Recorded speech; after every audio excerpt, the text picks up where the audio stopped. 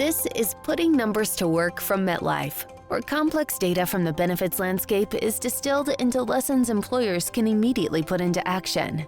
Now here's your host, Marquis Smallwood.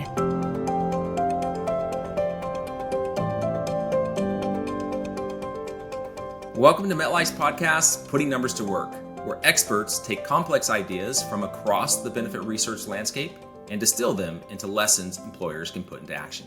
Hi, I'm Marquis Smallwood, Regional Vice President here at MetLife. HR professionals are inundated with news stories and emerging trends that help predict radical shifts in employee expectations and how organizations need to change to stay competitive. It's hard to know who to trust, what's hype, what's real, and what's going to have an impact. This show will give you the data, confidence, and practical advice you need to help stay competitive and build a stronger, more productive, and holistically healthy workforce. Today, I'm speaking with Rebecca Fraser-Thill, career coach, public speaker, senior contributor at Forbes, on the topic of meaningful work. Rebecca and I will discuss the importance of providing professional growth and training in the workplace, including why learning and development opportunities are so important to employees right now, why soft skills are becoming increasingly popular with these ambitious employees, how employers can use professional growth and training opportunities to hire and retain talent, and much, much more. So, Rebecca, welcome so much. It is so good to have you here. I'm thrilled to be here. Thank you. Great. Well, I'm excited for our conversation today, and I thought that we would start off by you telling us a little bit about yourself, your journey, how you became a leader today, and really what drove you to start your path in career coaching. Absolutely. So as many journeys start, it started with dissatisfaction, honestly. I was someone who came out of college and felt like I was uncertain how I was going to create my own path forward and have all of the pieces and facets that I wanted out of a career. And I was studying developmental psychology at Cornell University. And I felt like developmental psych should be all about how we do this practice of making our lives rich and full.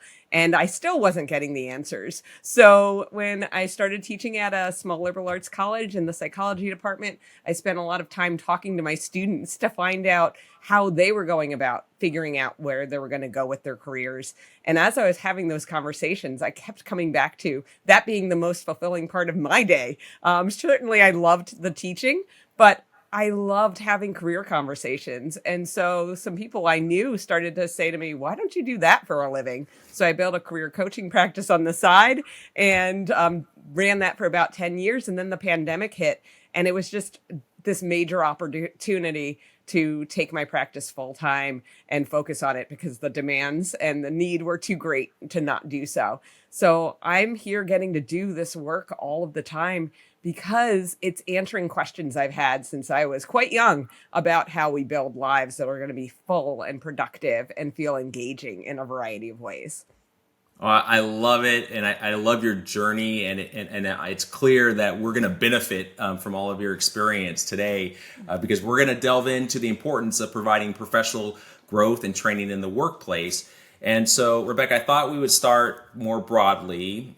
So in your experience in work, how do you define employer-offered group growth and training opportunities?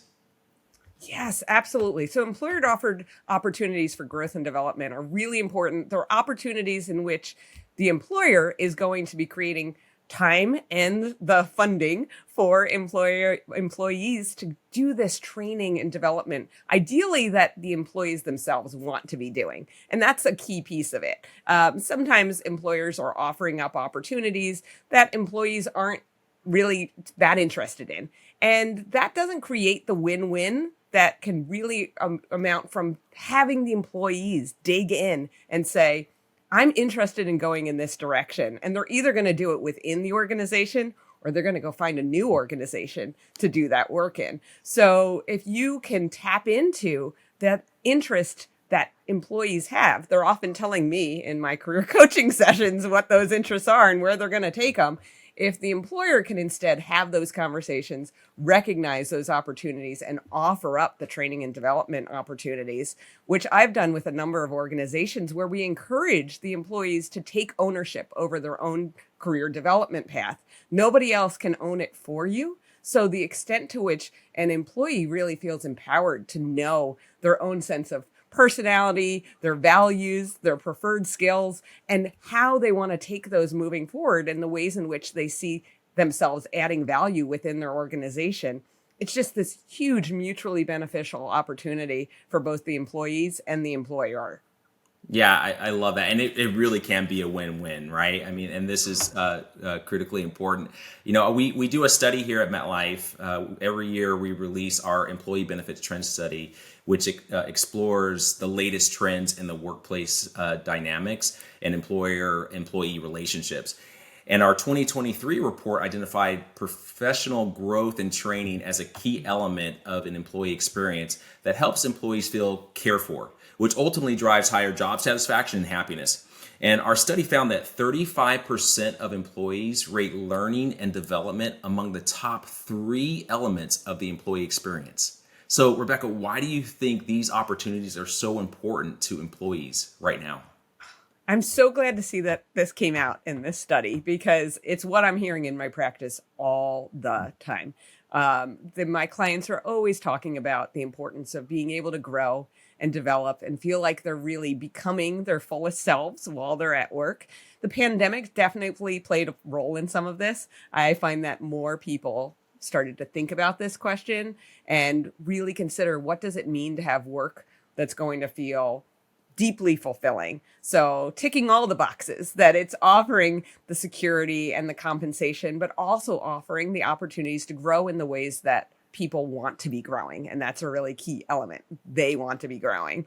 And so this pandemic has offered an opportunity for people to take a look and think about the ways they could make changes. We know a lot of turnover happened during and since the pandemic. So we've been seeing people moving on if their organization is keeping them in a box and not enabling them to grow in the ways they want to be growing. And so what you're seeing in the study makes perfect sense because people are saying, I need more from this. I need more from my job. It can't just be this forever. And people understand that adults are developing, right? It's not decades of staying static and the same. That's what I always found interesting in developmental psychology. And that's what clients are always expressing to me. And when I'm working with corporations and trainings, people are talking about this, that, hey, I still have a lot that I want to be doing with my life. How am I going to do it within this organization? And if the organization can't answer that, they're finding a new org to go to. Yeah, it's so true. I mean, you must have done a really good job over the pandemic because I think a lot of employees have come back and they've been pretty bold, right? Just to say, hey, this is what I expect out of my career. This is what I want. And like you said, they've taken ownership of their career development in meaningful ways and have set the bar really high for employers on their expectation when it comes to career development and learning in the workplace. So, Rebecca, let's do this. Let's talk a little bit about my millennial friends. It was like a thief in the night. They kind of just took over the workforce. And I'm sure many of your clients are millennials as well. So you'll be able to speak on this. But, most of the demographics are interested in learning and development. Our latest employee benefit trend study found that millennials are particularly interested. Over half, 53%, in fact, say these opportunities are must-have benefits from their employer. Now, are you seeing this in your work too? And if so, why might millennials be more interested in professional development than any other generation? This finding is fascinating, and it doesn't surprise me. When I was teaching for 18 years at a college, I was working with the millennials, right? That's who I was with most of that time. I got to know them inside and out. I'm on the cusp of being a millennial myself and probably think a bit more like a millennial than my actual generation in terms of this thinking that they've held from a young age. In the college years, they were talking about the ways in which they wanted a full life, a full career. And when they meant that they wanted to be their fullest selves and actualize in a variety of ways through their work experiences. It wasn't just about getting a paycheck or getting to that retirement at the end, which we've seen in other generations. It's truly about, how does today feel? And am I making the most of today? So within my coaching practice, I have clients who say to me, hey, I've got everything that I could possibly need, and yet I don't have this feeling that I'm actually doing anything that's engaging me as a person, my whole self. And here are millennials that are in this time where they're entering into or are the leaders of organizations. They are having all of these competing demands on their time because they're having child rearing coming up now, and they may be caring for parents and starting to do that work as well. So they've got a lot that they're juggling. And so if they're going to be putting time into their work, they want it to be meaningful and satisfying. And that typically means that they're growing and developing within that work so that they feel like their time away from the many people in their lives, their friends, their family members, is being well spent and not simply earning a paycheck and benefits, but doing that in addition. And that's what you see coming out in this report, that they're saying, yeah, make me feel like I'm actually a part of this growth while I'm in my workplace every day. They were asking for it in college and they're still asking for it now. And I love to see that. That's great. Yeah, they really are putting a holistic view on, what they're getting out of their satisfaction at work. And you're right. I love that you brought up that, millennials and other generations. I mean, there's so many hats that they're wearing, and it's hard for them to put in a full day's work and then take off that hat and put on that caregiver hat. And so many times I would expect that they have an expectation from their employer that the learning and development that they're going to get, they're going to need to be able to create space within the workplace to be able to do that versus doing it outside because they just have no time, right? And so providing that space within the daytime is going to be critically important. Don't make them multitask. It's just too much to ask. So absolutely. So another gap that the 2023 study identified was between remote and hybrid employees and their on-site counterparts. And I found this fascinating. So as remote and hybrid workers, 64% are significantly more satisfied with the availability of training and upskilling initiatives than their on-site workers at 53%. So why might this be the case? And what can employers do to help boost the satisfaction of these on-site employees? This is another really interesting finding and matches what I'm experiencing and seeing in my practice. So it seems that employers think it's more difficult to offer on-site training opportunities. It seems like it's going to be easier to do something remote, often because they're thinking asynchronous for remote workers or hybrid workers, and they're thinking synchronous training for on-site employees. It doesn't have to be that way, right? By any means. It could be synchronous or asynchronous, regardless of where a person is. And the key, related to the previous question, is to carve out space for individuals to do this work. Remote and hybrid workers often have a bit more control over their day than on-site workers. They can feel like they know how their day is going to play out. They may be able to carve out some of that deep work time where they're really able to think and focus. And if they're doing some asynchronous training, they plan it right into their day. On-site workers have the benefit of being around people all the time, but that also comes with the side of you don't always know how your day is going to play out because someone may ask you for something or may stop by and need XYZ. And so I find my on-site workers have a harder time carving out space and time that's dedicated for doing any of that thinking type of work, which training and development certainly is a part of. So if employers are going to offer on-site workers these opportunities, which they absolutely should, they also have to be protecting and guarding their time and giving them support in doing so that it's not only that they're trying to do it on their own, but it's actually fully accepted in company culture that doors close or people block time on their calendars.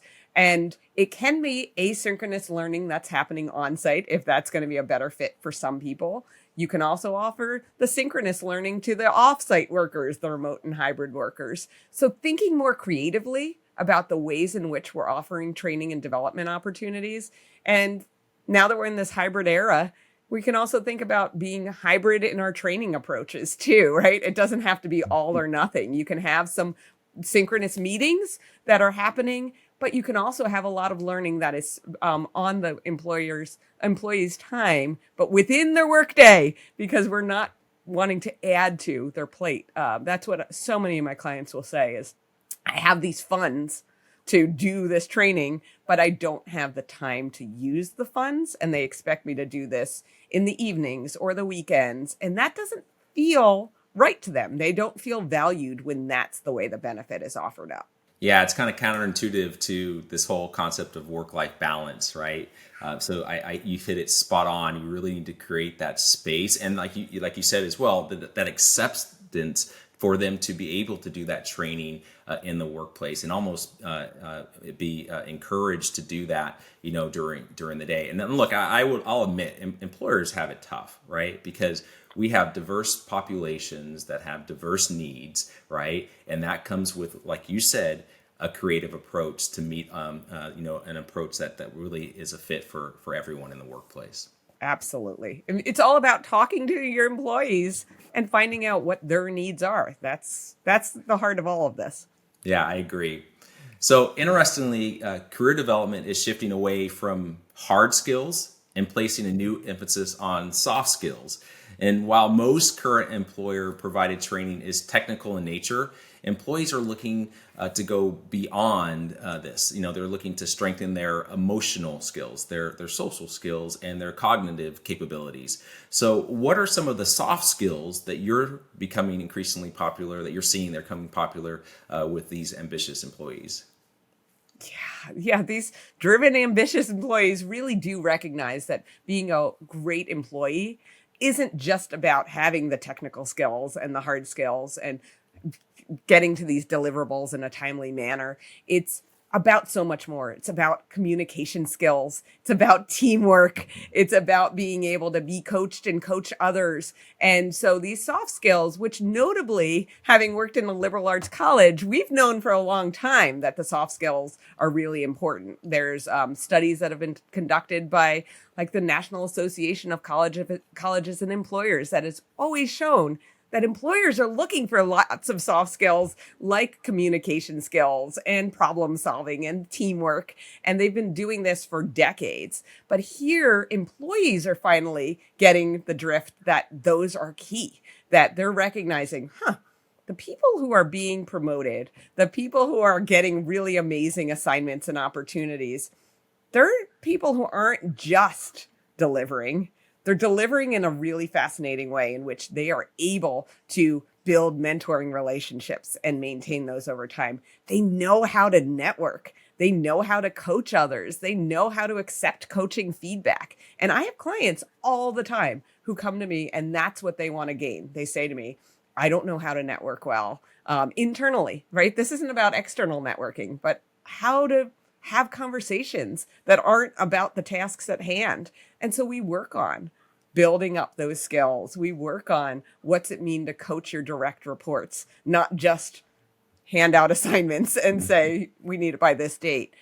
So I see this in my practice constantly. It's also what many organizations are asking for in training programs when they reach out to me. They are not asking as much for these technical skills. They're saying, we've got a whole bunch of people who are technically great. And we need something more happening here. We need them to know how to communicate and have teamwork, especially as we're in this remote and hybrid era where it's a little more challenging to do these communication elements and all of this coaching and being coached. So seeing this in the study really popped for me because I was like, yay, this is what employees are noticing. And they want this. And I'm glad that employers really are thinking about how they can build this in to their training programs throughout the day. It's so important. I mean, in my role, I have the opportunity to, I have mentors, I have sponsors, and I'm also that for others as well. And one of the things, when I'm having conversations with folks is they are clamoring for, that skill to be able to network better, to get out of that comfort zone. And many of them are scared to self-promote themselves, right? To say, Yes. To share some of the great things that they've done. And they need some coaching and some guidance and some ideas on how to do that to help further their career as well. Absolutely. Which is a win-win for the organization as well, right? Because when people are able to show what they're doing and show their value, that's amazing for the organization to recognize. oh, wow, this person's doing this. They become more engaged. They add even more value. I mean, it's just this amazing cycle that starts to happen when people build some of these skills in a variety of ways. I can't overstate it, honestly. Absolutely. So, Rebecca, as I mentioned before, the employee benefit trend study that we released recently found that when employees feel cared for by their employer, well, employers see increased loyalty, productivity, and engagement from their employees. It's interesting that intrinsic motivators such as compensation and work-life balance are most important when it comes to driving employee satisfaction. I mean, it is for me. However, the report also found that it's actually the intrinsic motivators like the professional growth opportunities that make a bigger difference in contributing to perceptions of care. So if employees feel these intrinsic needs aren't being met, who should they talk to, and what advice would you give them to these employers who don't see offering these learnings and development programs as a core benefit? Yeah, I hear about this all the time in my coaching practice. Clients saying, this isn't being offered. I love a lot about my organization, but I'm going to move on if I don't get my developmental opportunities. And I talk to them about, it's time to be brave. It's time to speak up. It's really scary to talk to a higher up about your needs. And it's absolutely fundamental, not just for the one individual. And I say this to my clients all the time. This isn't just about you. This is about you creating opportunity for others as well, because none of these opportunities will come to fruition unless someone brave speaks up.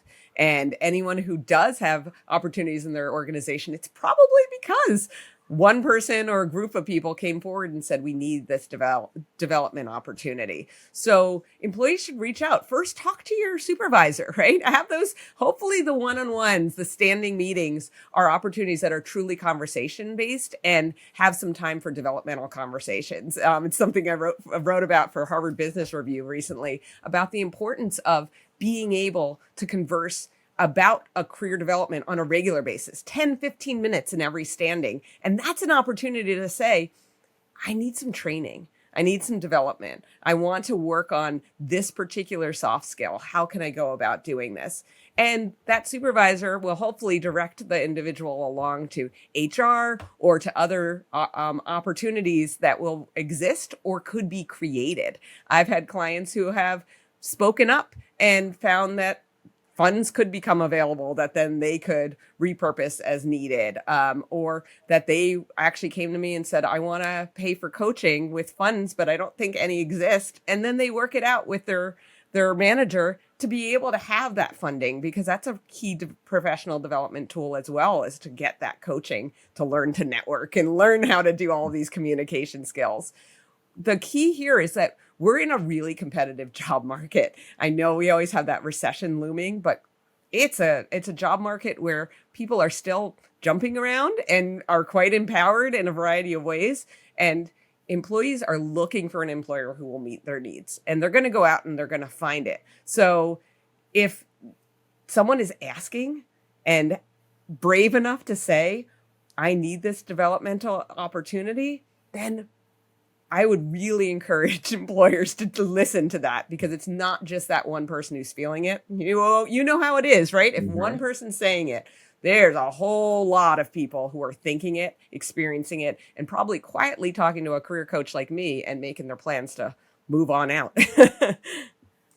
I agree. I love what you said there. You reminded me of a good friend that I have here at MetLife, and she's always, lived by the motto, be bold, be brave, and be brief, right? But it does take people to stand up and say what's important, not only for themselves, but for others in the organization. And you also hit on another really good thing. There's still a war for talent. When we talk to our customers and our relationships at MetLife, they continually say that they're looking for top talent, and they're also looking for ways to train in meaningful ways so that those employees feel cared for at work and that they can develop and grow. And I know that many organizations put an emphasis on development and training, and they put that responsibility on the shoulders of the supervisor, that they got to have development plans and they got to have conversations.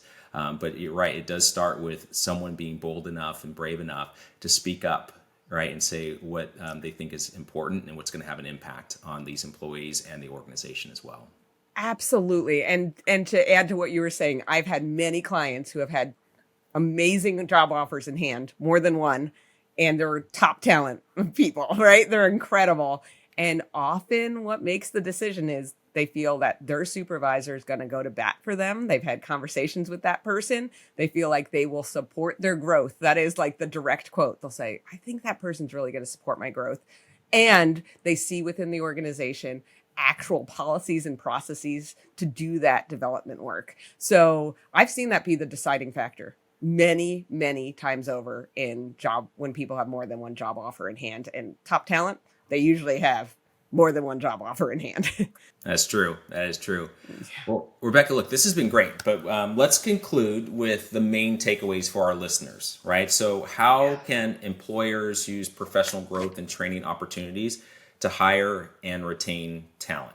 Absolutely. So hiring and retaining through these opportunities of professional development is absolutely key by breaking it down with some short-term steps. You can expand access to those training, learning, and upskilling opportunities so that there's that win-win where both the organization and the employee is really gaining so much. And doing that before somebody asks, ideally, right? It takes bravery for somebody to ask, but why wait until then? Expand it before then.